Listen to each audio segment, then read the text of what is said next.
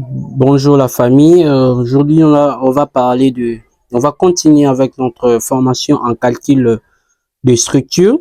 On va parler de la fondation. Ok, notre avant-dernier point pour conclure notre formation en calcul de structure. Vraiment, félicitations à ceux qui nous suivent et ceux qui nous écrivent vraiment et ceux qui veulent apprendre. Ça nous va droit au cœur. Et ceux qui nous encouragent, en tout cas, merci. Ceux qui s'abonnent, vraiment. Ceux qui aiment nos formations, vraiment, merci beaucoup pour cela. Ceux qui aiment euh, notre travail qu'on est en train de faire à votre égard, vraiment, merci beaucoup pour vos encouragements. Nous vous remercions aussi du temps disposé, surtout parce que c'est pas du tout facile pour apprendre et surtout, tenons bon. Nous voulons vraiment atterrir. Prédimensionnement de la semelle isolée, c'est que nous devons savoir d'abord à propos de la fondation. Je vous épargne de tous les détails et à propos de tous les détails liés aux définitions, littérature et autres. Là, vous pouvez le trouver dans le guide complet ou les PDF, ça ne dérange pas. Voilà, il y a au moins on a le fondations qui sont superficielles. Ok, fondation superficielle. Là, on parle de semelle isolée. Ok, on parle de semelles isolées, semelles filantes. Ok, on parle des semelles isolées, semelles filantes, les radieux général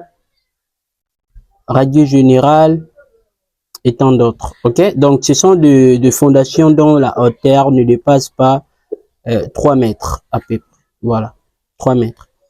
Et hormis cela, il y a aussi des fondations qui sont semi-profondes. Là, on parle des puits. Et il y a aussi ceux qui sont profondes. Voilà, des fondations qui sont très profondes.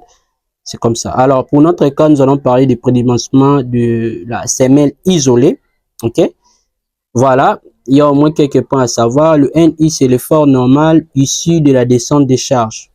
Vous voyez, la descente des charges se répète. Donc, je vous prie d'aller suivre, pour ceux qui nous suivent sur YouTube et qui ne sont pas dans le forum de formation en génie civil, le groupe, il y a un groupe des ingénieurs, des architectes, des étudiants en génie civil, des techniciens. Vraiment, suivez ces groupes, allez adhérer. Il y a les liens dans la description. Vous n'allez pas vraiment regretter. Voilà. Il y a une formation en descente de charge qu'il faudrait suivre car c'est très important. Ici, on a la contrainte. Ça, c'est la contrainte admissible du sol. OK? Contrainte admissible du sol. Alors, ce que nous devons savoir pour une condition, il faut faire attention.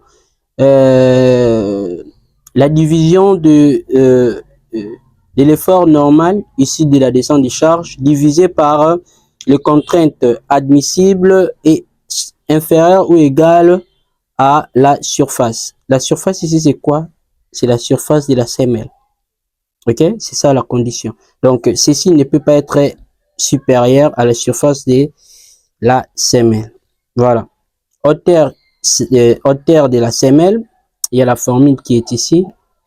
Vous voyez au moins toutes nos formules. Et pour la semelle, il y a au moins, ok, voilà, il y a le grand A, le petit A, grand B, petit B, et ainsi de suite. Il y a une relation entre les deux. Il y a la relation qui est là. A est égal à petit a multiplié par grand B divisé par petit b. Et de même là-bas. OK? D'où, qu'est-ce qu'on a? On a cette formule ici qui est issue de cette relation. Alors, petit a doit être supérieur ou égal à la racine carrée de a divisé par b multiplié par notre effort normal issu de la descente de charge divisé par la contrainte admissible du sol. Ainsi de suite pour le point B. OK? Voilà. Vous devez savoir quelque chose. En République démocratique du Congo, dans la plupart, surtout, quand il s'agit de faire, de réaliser un R, tout simplement, dans un rez-de-chaussée, soit R plus 1, R plus et R plus 2, ok, jusqu'à R plus 2, voilà, jusqu'à R plus 2, vous, bon, si votre client des moyens, vous pouvez au moins réaliser l'étude du sol. Et c'est très important de faire l'étude du sol, c'est vraiment important de réaliser l'étude du sol. Et c'est par là où vous allez savoir que vous êtes face à quel type de sol. Ok, marécagé, sablonné ou que sais-je encore. Voilà. Donc c'est très important. Mais pour nos R plus 2, R plus 1 et rez-de-chaussée, cela n'est pas assez vraiment urgent, assez urgent. Donc vous pouvez mieux faire vos calculs, mais attention, si cela nécessite une étude de sol, il faudrait les faire. Donc c'est très important. Il faudrait les faire. Vraiment, c'est important. Donc, mais à partir de R plus 3, R plus 10, R plus 20 et ainsi de suite, l'étude du sol est cruciale. Ok? L'étude du sol est vraiment cruciale et primordiale, surtout. Donc, à ne pas oublier. Alors, admettons que nous sommes face à un sol sablonné, dont l'équivalent est de 0,2 à 0,4 mégapascal. On prend 0,3 mégapascal. Et profondeur de la fouille, hauteur du bâtiment. Attention, pour trouver l'hauteur du bâtiment, qu'est-ce qu'on aura? On aura 3 mètres par niveau. Hauteur sous plancher, donc 3 mètres par niveau que nous allons utiliser à chaque niveau. Ok, si vous avez par exemple 3 niveaux, on avait donné la différence entre comment différencier, comment faire sortir un niveau dans un bâtiment. On avait déjà parlé de cela. Allez suivre nos précédentes vidéos ou formations pour en connaître. Voilà. 3 mètres par niveau multiplié par n. Ok, n ici c'est le n ici c'est le nombre de niveaux. Ok, admettons on a 4 niveaux, on a eu 3 multiplié par 4 et l'hauteur du poisson. Voilà, c'est un peu ça. 1 mètre 5 et cela nous a donné 13,5 mètres. Ok, hauteur du bâtiment. Voilà. Après, ici c'est quand on descend. Après, on a le profondeur de la fouille. On va prendre l'hauteur du bâtiment divisé par 5. Il faut prendre l'hauteur du bâtiment divisé par 5. Donc 13,5 divisé par 5. Et l'hauteur est de 2,7 mètres. Donc on vous avait dit que c'est toujours inférieur à 3 mètres. Donc nous sommes face à une fondation superficielle. L'évaluation des charges. Charge due à la descente des charges. Voilà. On a ceci. Ça, il faudrait passer par la formation descente de charge pour savoir comment trouver cela. Parce que on ne peut pas paraphraser cela comme ça. Non, c'est toute une formation, des étapes à suivre et des normes à respecter surtout. Voilà, charge du fût. Et là, nos formules sont là. OK. Nos formules sont là. A1, B1, H1. La masse movible du béton armé. OK.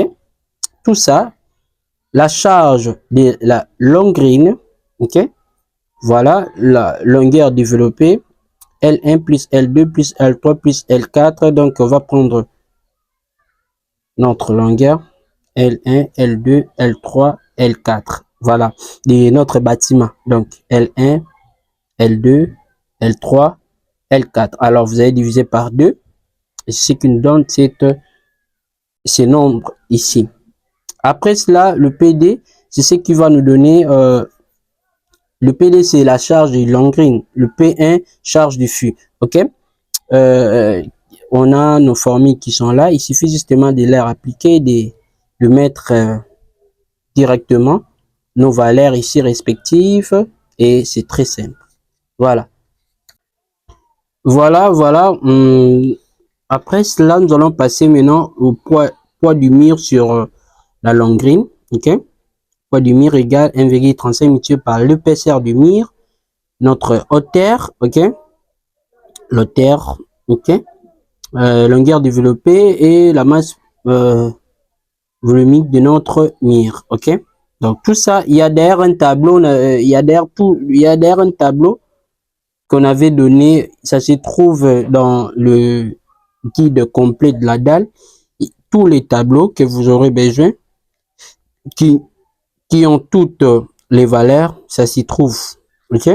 Charge d'exploitation, on a mis 500 multiplié par la surface d'influence, à ne pas oublier. Très important. Alors, nous allons passer maintenant au poids de la dalle de Rambleu. La formule est là. Volume du sol, volume de semelle, colonne, fût, béton de propriété et la masse volumique de la terre. Ok? Masse volumique de la terre.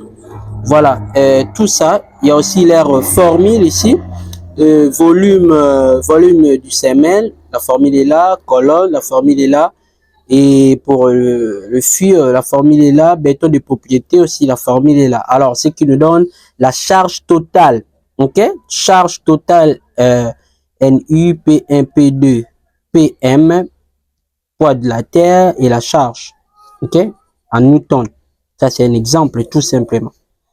Voilà. Il y a aussi le poids propre de la semelle. Poids propre de la semelle. Poids propre de la semelle. La formule aussi est là. OK? Masse volumique du béton armé. En newton aussi. Après, nous allons passer maintenant au calcul des armatures. Ici, c'est très simple. Hein? Section d'armature parallèle au côté A. La formule est là. Avec l'armature, vraiment, ça ne change pas. Si vous avez déjà une bonne maîtrise avec la dalle, comment trouver les armatures pour la première fois quand on avait parlé de la dalle, vous aurez aussi la maîtrise pour tous les autres. C'est comme ça.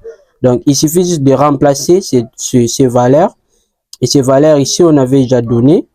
Et vous connaissez déjà par rapport vos dimensions de grand B, petit B. Et il suffit juste de remplacer les deux B. Et la formule est là du DB qu'il faudra au moins remplacer. Et nous aurons ici la section parallèle au côté B. OK? ASB. Donc, vous savez aussi, il y a aussi ceux qui n'ont pas suivi nos précédentes vidéos, je vous prie d'aller suivre pour ne pas être perdu parce que comment trouver les armatures, il y a un tableau qu'on utilise et ce tableau se trouve dans le guide complet de la dalle. Donc, il suffit juste de les télécharger dans la description. Voilà la répartition. OK? Ça, c'est justement un exemple pour vous faire voir comment est-ce que nos armatures seront réparties. Voilà. Merci beaucoup. On se voit à la prochaine. N'oubliez pas de vous abonner à la chaîne, de partager nos différentes formations car cela nous coûtera seulement rien du tout. Donc, cela vous coûtera seulement rien du tout. Donc, aimez aussi la vidéo si cela vous a plu. Merci beaucoup.